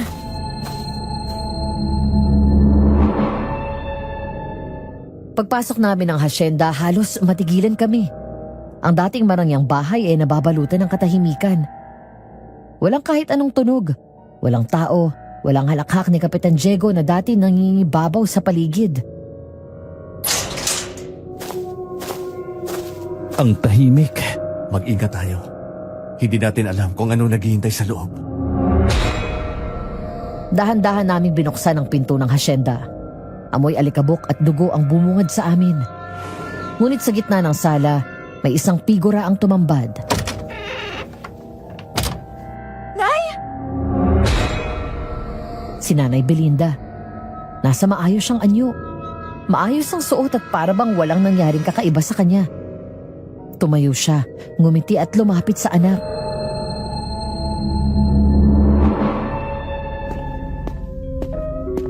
Zoe, anak. Salamat at bumalik ka. Nay, akala ko hindi na kita muling makikita. Nasa maayos akong kalagayan, anak.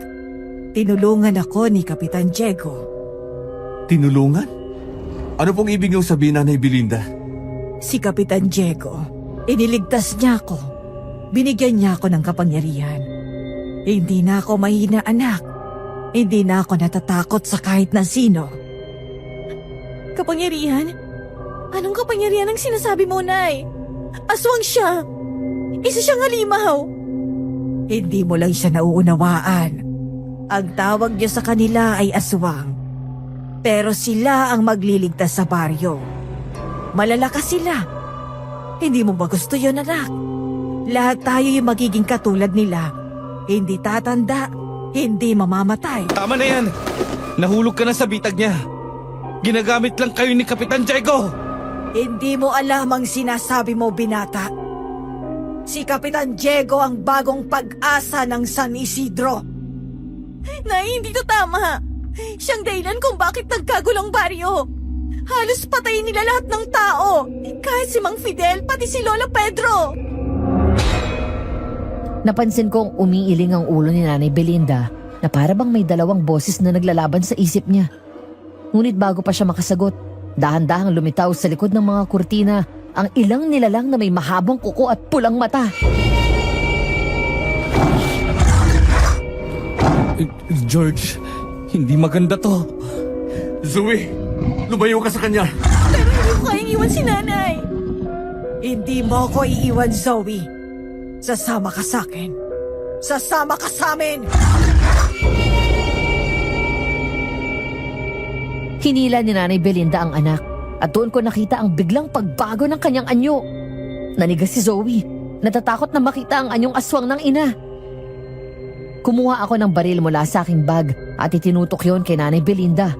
Ngunit hindi ko magawang iputok dahil naaawa ko kay Zoe na mawawala ng ina. Nay! Bumalik ka! Hindi ko na kailangang bumalik. Dito ako nabibilang. Mula sa itaas ng hagdan, nakita naming bumaba si Kapitan Diego na ikinakatuwang nagkakagulo kami sa baba. Ang gagaling nyo. Sa dami ng pagkakataong tumakas, pinili pa ninyong bumalik sa pugad ko. Isang malaking pagkakamali. Tumigil ka na, Diego! Alam naming ikaw ang punot dulo nitong lahat! Ngayon, sumuko ka na! Sumuko! Sa tingin mo ba, may makakatalo sa akin? Ako ang pinuno ng bagong lahi! Kayo mga walang kwentang mortal! Lalasapin ninyo ang kamatayan! Kung ito nang wakas namin, lalaban kami! Patawa kayo. Tingnan natin kung hanggang saan aabot ang tapang ninyo! Ibinunot ko ang baril na binasbasa namin ng bala sa kapilya. Si Jackson ay nasa tabi ko. Hawak rin yung baril niya. Kuya George! Huwag mong saktan si nanay! Gagawin ko ang lahat para mailigtas siya, Zoe! Sa sandaling yon, huminga ako ng malalim. Nakita ko naman ang araw na lumipas. Unti-unting nawawala sa ulap. Mabilis ang pagtakbo ng oras at alam namin kapag lumubog ang araw, hindi na kami makakaligtas. Jackson, humanda ka. Paparating na sila. Tinamaan ng unang aswang sa dibdib. Pero hindi ito agad na bumagsak. Tumalon pa ito patungo sa amin. Kaya kinailangan ko ulit paputokan sa ulo. George, sa kaliwa mo! Naramdaman kong nagasgasan ako sa braso. Mainit ang dugo na tumulo, pero hindi ko ito pinansin. Lumalaban pa rin ako. George! Jackson! Tulungan niyo ako! Lumingon kami at doon nakita namin si Nanay Belinda na tinangay si Zoe. Nay Belinda! Pagkawalan mo siya! Hindi ninyo naiintindihan! Si Zoe magiging bahagi ng bagong lahi. Ipapanganak muli ang San Isidro sa ilalim ng kapangyarihan ni Kapitan Diego. Huwag mong gawin yan! Anak mo siya! Anak ko nga siya. At ang gusto ko ang masusunod. Hinila niya si Zoe palayo. Bago ko pa man malapitan, dumating si Diego at hinarangan kami. Hindi niyo na siya muli makikita dahil pagmamay-ari ko na siya. Sa isang iglap, bigla silang naglaho at naiwan kami ni Jackson na talunan. Zoe, hindi! Kailangan natin silang habulin! Jackson, teka lang. Hindi natin alam kung saan siya dadalhin. Sinubukang sundan ni Jackson ang mga yapak nila. Hanggang sa marating namin ang isang lumang pintuang bakal.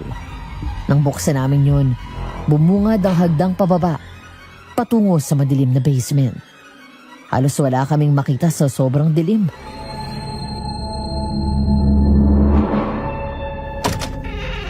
George, narinig mo yun? Parang may mga sigaw sa ilalim. Jackson, hindi tayo pwedeng bumaba na lang dyan. Siguradong yan ang daan patungo sa pugad nila. Pero wala na tayong oras. Si Zoe ang mapapahamak. Alam ko. Pero kung bababa tayo ngayon, baka pareho tayong mamatay. Papalubog ng araw. At kung maiiwan tayo dito, pareho tayo magiging pulutan ng mga aswang. Hindi ko kaya maghintay. George, gusto kong iligtas siya ngayon. Jackson, pakinggan mo ako. Alam kong gusto mo si Zoe. At gagawin mo ang lahat para mailigtas siya. Pero kung magpapadalos-dalos ka sa desisyon mo, tingin mo, maililigtas mo siya ng ganun-ganun na lang? Tahimik siyang napatingin sa akin. Kita ko ang galit, ang takot, at ang pag-ibig mula sa mata ng kapatid ko. Pero sa huli napayuko siya.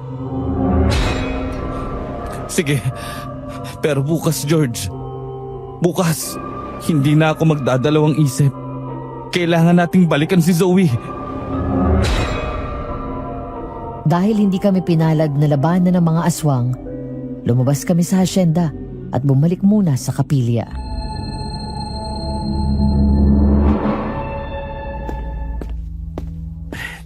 Jackson, gagamutin ko muna yung sugat mo. Halika rito. Ayos lang ako, kuya. Huwag mo akong alalahanin. Mas iniisip ko ngayon si Zoe. Baka kung ano nang nangyayari sa kanya. Jackson, kumalma ka lang. Walang mangyayaring masama sa kanya. Magtiwala tayo kay Zoe. Alam nating lumalaban siya. Alam mo bang gusto ko siya, kuya? Simula pa lang nung una ko siyang makita, agad na nahulog ang loob ko sa kanya. At kung may mangyari sa kanya, hindi ko mapapatawad ang sarili ko. Huwag mong sisihin ang sarili mo. At kaya nga ililigtas natin siya. Pero hindi sa kanyon. Magtiwala ka, Jackson. Bukas, sisikat ang araw. Babalikan natin siya agad.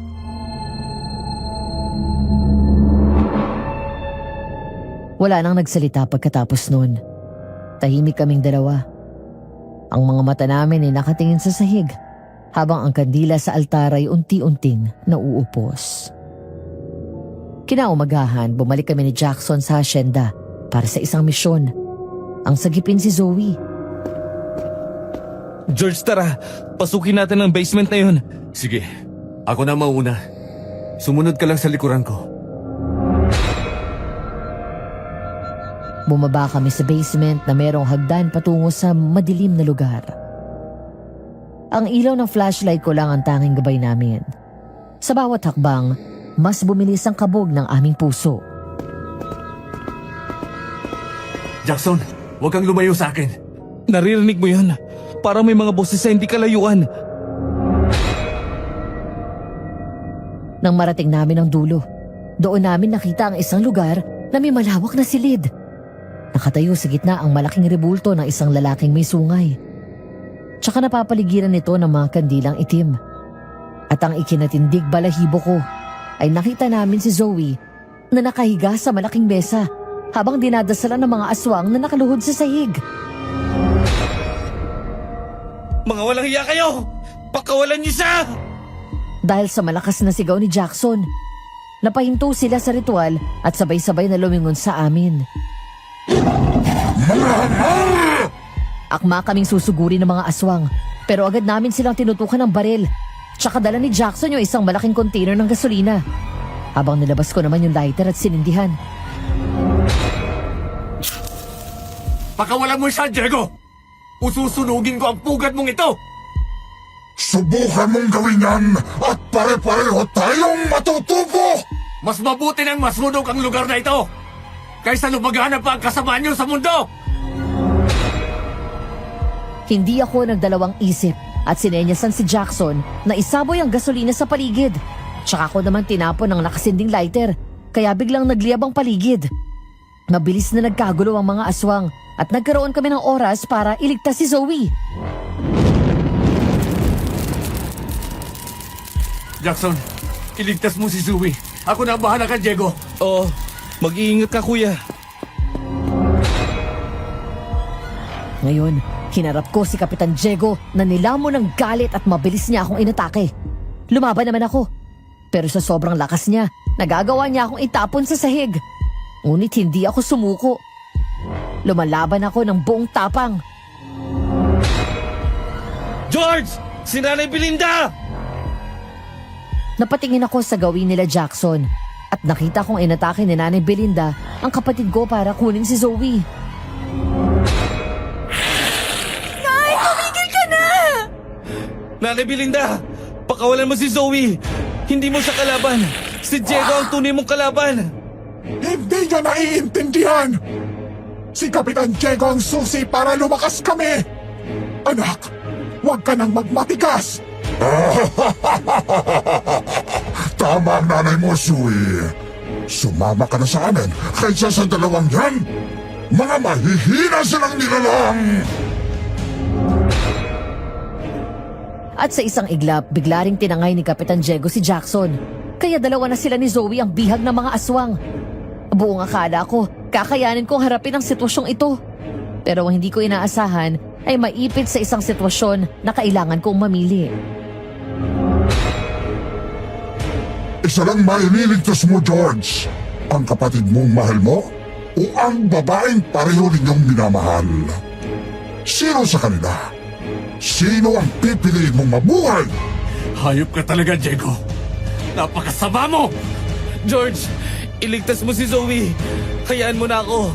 Walang saysay ang buhay ko kung siya naman ang mamamatay! Hindi! Kuya George, iligtas mo si Jackson! Siya lang ang meron ka! Ako, kaya kong samahan si nanay kahit sa kadiliman! Tama na! Walang mamamatay sa atin! Narinig niyo? Pero tumawa lang si Kapitan Diego habang unti-unting humihigpit ang pagkakahawak niya kay Jason. Pumili ka na, George! Bago ko pa parehong kitlin ang buhay nilang dalawa! Nanginginig ang kamay ko. Hinawakan ko ang baril na may basbas ng banal na tubig. Habang papalapit ako, narinig kong nagsalita si Zoe. Mas matatag na ngayon. Nay, pakinggan mo ako! Tulungan mo kami! Hindi mo kailangang sundin si Diego! Siya ang pumatay kay tatay! Anong sinabi mo? Oo! Siyang pumatay kay tatay! Nilinlang ka niya! Ginamit ka niya para palawakin ang kasamaan niya! Diego, nilinlang mo ako! Tigilan mo yan, Belinda! Nagsisinungaling sila! Pilit nilang inilinis ang usapan! Pero bago pa siya makagalaw, sinugod siya ni Nanay Belinda na galit na galit. Para silang dalawang halimaw na nagbanggaan. Ang tunog ng kanilang pagsasapukan, umaalingaw-ngaw sa paligid. Tinulungan ko naman siya at pinaputokan ko ang ibang aswang.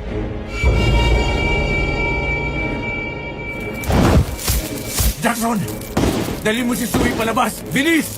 Hindi kita iiwan dito, kuya! Sumunod ka na! Mauna na kayo! Habang nagpapatayan si Kapitan Diego at Nanay Belinda, ginamit ko ang pagkakataon para sunugin pa ang ilang parte ng lugar. Nakita kong lumiliyab na ang paligid. Unti-unti nang guguho ang kisame. Walang makakatakas sa akin! Tingnan natin kung tatablan ka nito! Itinutok ko ang baril kay Kapitan Diego na direkta sa kanyang ulo. Kinakabahan man ako at nanginginig ang kamay ko. Nanalangin akong tumama ito sa kanya para matapos na ang kasamaan niya. Sa wakas, tumama ang bala sa kanya at tuluyang bumagsak ang katawan niya sa sahig. Si Nanay Belinda naman ay sugatan, kaya tinulungan ko siyang makatayo. Doc George, umalis ka na! Ngayon na! Hindi kita iiwan dito. Kailangan nating lumabas. Sabihin mo sa anak ko na mahal ko siya. Nay, mahal ka rin niya, kaya dapat kang lumaban. Ginawa niya ang lahat upang maligtas ka lang. Mabilis ko siyang binuhat at dali-dali akong tumakbo papalabas nitong basement bago pa gumuho ang ibabaw. Nasusunog na rin ang bahay sa itaas, kaya wala na akong ibang pagpipilian kundi ang tumalon sa labas ng bintana. Sa pagtalo namin sa labas, nahulog kami sa lupa kung saan natatamaan na ng sikat ng araw. Nakita kong halos masunog si Nanay Belinda, pero hindi siya tuluyang nalusaw dahil isa pa rin siyang tao. Ligtas na si nanay. Salamat sa inyo. Kuya, mabuting nakaligtas ka rin. Tapos na ang bangungot na ito.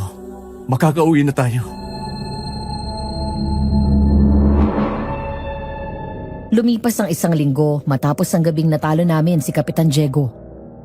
Unti-unting bumalik sa normal ang baryo ng San Isidro. Nakabalik na ang ibang taga-baryo na nagtatago pala sa Karatignayon. At ang mga taong minsang naging biktima ng sumpa ay nagsimulang gumaling. Sa tulong ng paring pinatawag namin, nabasbasa ng buong baryo at ang mga dating aswang ay bumalik sa pagiging tao. Doc George, Doc Jackson, salamat sa lahat ng ginawa niyo para sa amin. Hindi ko alam kung paano namin kayo mapapasalamatan. Hindi nyo kailangan magpasalamat. Wala kaming hinihing kapalit dahil ito mismo ang misyon namin. At ang mahalaga, ligtas na kayo ngayon. Utang ko sa inyong buhay ko, Doc. Hindi ko alam kung paano ako nadala sa mga kasinungalingan ni Kapitan Diego. Akala ko, dahil siya ang pinuno, kaya niyang iligtas kami. Pero ako pala mismo ang tumulong sa kanya para ipahamak ang mga kabaryo ko. Nay, tapos na po yun. Hindi mo kasalanan lahat. Pinaikot ka lang ni Kapitan Diego. Ginamit niyang kahinaan mo at ang iba niya pang biktima. Oo, anak. Pero kailangan kong tanggapin ang mga pagkukulang ko. Mula ngayon, babawi ako sa mga taong nasaktan ko. At sisiguraduhin kong hindi na mauulit dito sa San Isidro ang nangyaring ito.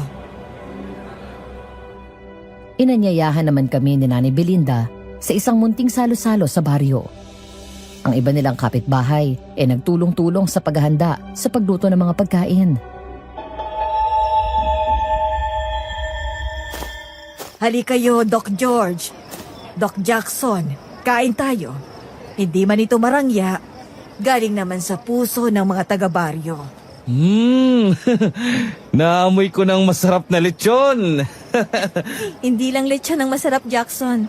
May sinigang na baboy, inihaw na tilapia, at ginataang langka pa.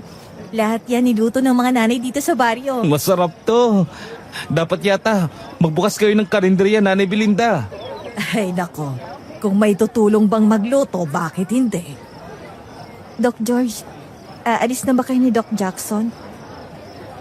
Oo, Sui. Alis na kami bukas ng umaga. May mga trabaho na kaming kailangang balikan sa Maynila. At sa tingin ko, natapos na ang misyon namin dito. Sayang naman.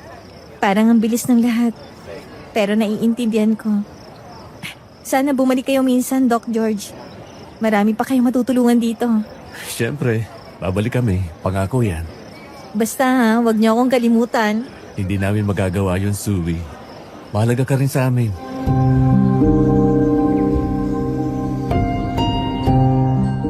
Sa araw na handa na kaming umalis, ramdam ko ang lungkot ng mga taga-baryo. Ang baryong minsang binalot ng kadiliman, ngayon puno ng liwanag at pag-asa. Pero sa kabila ng lahat, kailangan naming umalis. Hindi ito ang aming tahanan. Kami ay mga manlalakbay lang na dumating upang tumulong.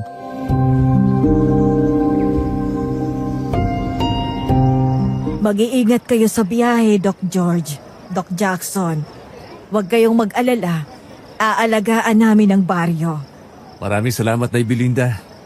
Siyempre, bibisita kami rito ulit kapag nagkaroon ng pagkakataon. Mamimiss ko kayong dalawa. Mamimiss rin kita, Zoe. Mukhang may ayaw umalis rito eh. Siyempre, paano ka aalis kung nandito ang pinakamagandang dalagang nakita ko? Bolero ka talaga, Jackson. Sige na. Bibigyan ko kayo ng pagkakataon magpaalam ng maayos.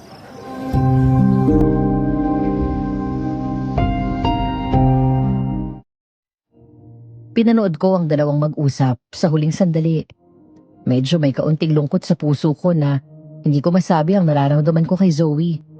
Pero mas nangibabaw ang tuwa ko na makita ang kapatid kong masaya. 1 taon nga ang lumipas. Bumalik si Jackson sa baryo at doon na rin nanirahan kasama si Zoe. Ako naman ay nagpatuloy sa trabaho sa syudad. Ngunit daladala ko ang mga aral na nakuha ko mula sa aming karanasan sa baryo na dating pugad ng mga aswang.